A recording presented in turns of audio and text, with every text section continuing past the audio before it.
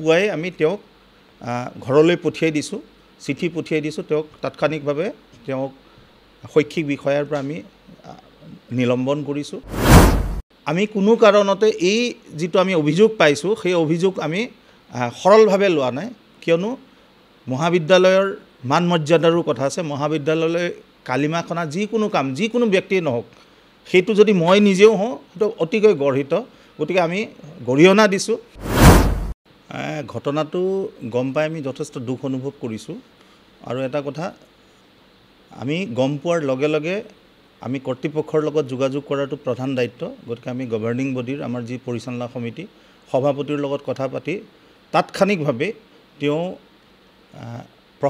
তেওঁ শৈক্ষিক বিষয়া হিচাপে সেই অধ্যাপকগৰাকীয়ে ইয়াত কাৰ্যনিৰ্বাহ কৰিছিল। তাৎক্ষণিকভাৱে তেওঁক আমি তাৰ পৰা আঁতৰাইছোঁ আৰু তেওঁক তৎকালীনভাৱে সম্পূৰ্ণ কথাটোৰ ওপৰত এটা তেওঁৰ পৰা এক্সপ্লেনেশ্যন কল কৰাৰ আমি চিঠি যোৱাকালি প্ৰেৰণ কৰিছোঁ। কাৰণ আমাক পৰহি সন্ধিয়া সময় আমাক চিঠিখন প্ৰেৰণ কৰিছিল।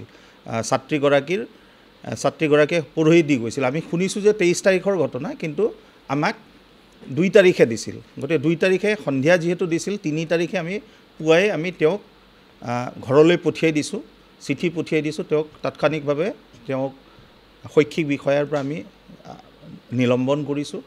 আৰু দ্বিতীয়তে তেওঁক আমি চিঠি দিছোঁ যে তাৎক্ষণিকভাৱে যাতে তেওঁ ৰিপ্লাই দিয়ে, বিৱৰণ দিয়ে। আৰু এটা কথা, তেওঁৰ বিৱৰণ আমি ল'ম। ছাত্ৰীগৰাকীৰ যিখিনি অভিযোগ আছে আমি পাইছোঁ।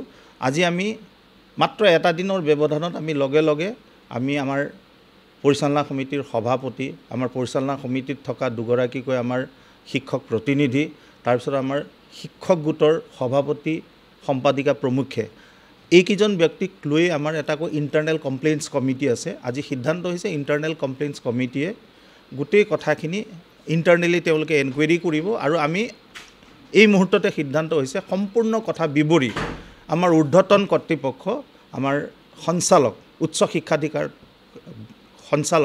সঞ্চালকক আমি আজি এতিয়া পত্ৰ প্ৰেৰণ কৰিম, যাতে তেওঁৰ বিৰুদ্ধে কি ব্যৱস্থা ল'ব পাৰি তেওঁ আমাক ডাইৰেক্টিভছ দিব। গতিকে সেই ডাইৰেক্টিভছ মতে আমি চলিম। আৰু এটা কথা, আমি কোনো কাৰণতে এই যিটো আমি অভিযোগ পাইছোঁ সেই অভিযোগ আমি সৰলভাৱে লোৱা নাই, কিয়নো মহাবিদ্যালয়ৰ মান মৰ্যাদাৰো কথা আছে। মহাবিদ্যালয়লৈ কালিমা খনা যিকোনো কাম যিকোনো ব্যক্তিয়ে নহওক, সেইটো যদি মই নিজেও হওঁ সেইটো অতিকৈ গৰ্হিত, গতিকে আমি গৰিহণা দিছোঁ। আৰু এই বিষয়ে পুংখানুপুংখ আৰু যিটো শাস্তি তেওঁ প্ৰাপ্য সেইটো যাতে তেওঁ পাব পাৰে, তাৰ বাবেহে আমি আজি সঞ্চালকলৈ আমি পত্ৰ প্ৰেৰণ কৰাৰ সিদ্ধান্ত লৈছোঁ।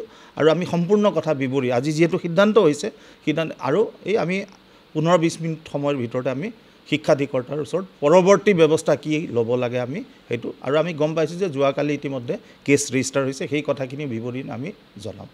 চাওক, মহাবিদ্যালয়ৰ পৰা আইনীন আমাৰ পৰিচালনা সমিতিহে সিদ্ধান্তটো ল'ব, যিটো কৰিব পৰিচালনা সমিতিয়ে সিদ্ধান্ত ল'ব। আৰু পৰিচালনা সমিতি আজি যিটো আমাক সম্পূৰ্ণ বিৱৰি DPI ডিৰেক্টৰ অফ হায়াৰ এডুকেশ্যনক পত্ৰ প্ৰেৰণ কৰিল, তাৰ পৰা যিটো নিৰ্দেশনা আহে সেইমতে আমি কাম কৰিম। ব্যৱস্থাটো চাওক, ডিপাৰ্টমেণ্টে ল'ব, ঊৰ্ধ্বতন কৰ্তৃপক্ষই ল'ব, আমি পঠিয়াই দিম। সেইটো ক'লোৱে, আমি পানিচিং অথৰিটি নহয়। গতিকে আমি সম্পূৰ্ণ কথাটো বিৱৰি য'ত আমি দিব লাগে আমি সেইখিনিয়ে দিম। আৰু সেইখিনি মই আপোনালোকক আশ্বস্ত কৰিব পাৰোঁ যে আমি আমাৰ ফালৰ পৰা কোনো হিনদেৰি কৰা নাই। আমি খুব যথেষ্ট গভীৰভাৱে এই কথাখিনি আমি চিন্তা কৰিছোঁ, যাতে ছাত্ৰ ছাত্ৰীসকল কোনো কাৰণতে কলেজলৈ আহিবলৈ তেওঁলোক যাতে অসুবিধা নাপায়, সেইটো ব্যৱস্থা আমি বাহাল ৰাখিমেই। আৰু অধ্যক্ষ হিচাপে মই বৰ্তমান আপোনালোকক এইখিনিয়ে ক'ব পাৰোঁ। আমি সেই ক'লোৱে, আজি আমি যি বহিলোঁ, আমি সম্পূৰ্ণ কথা বিৱৰি যেতিয়া আমি পঠিয়াম, আৰু তেওঁ যাতে শাস্তি পায় সেইটো আমি চাম, তেওঁ যাতে শাস্তি পাব। আৰু শাস্তিটো চাওক, শাস্তি দিয়া এজেঞ্চি আমি নহয়, সেই কথাটো মই বাৰে বাৰে কৈ আছোঁ যে এগৰাকী অধ্যক্ষই কোনোবা এজন শিক্ষকৰ অভিযোগ আহিছে, অভিযোগৰ ভিত্তিত এতিয়া আমি শাস্তি যিটো দিবলগীয়া আমি পাৰোঁ, তেওঁক আমি শৈক্ষিক বিষয়াৰ পৰা আমি নিলম্বন কৰিছোঁ, আঁতৰাই দিছোঁ।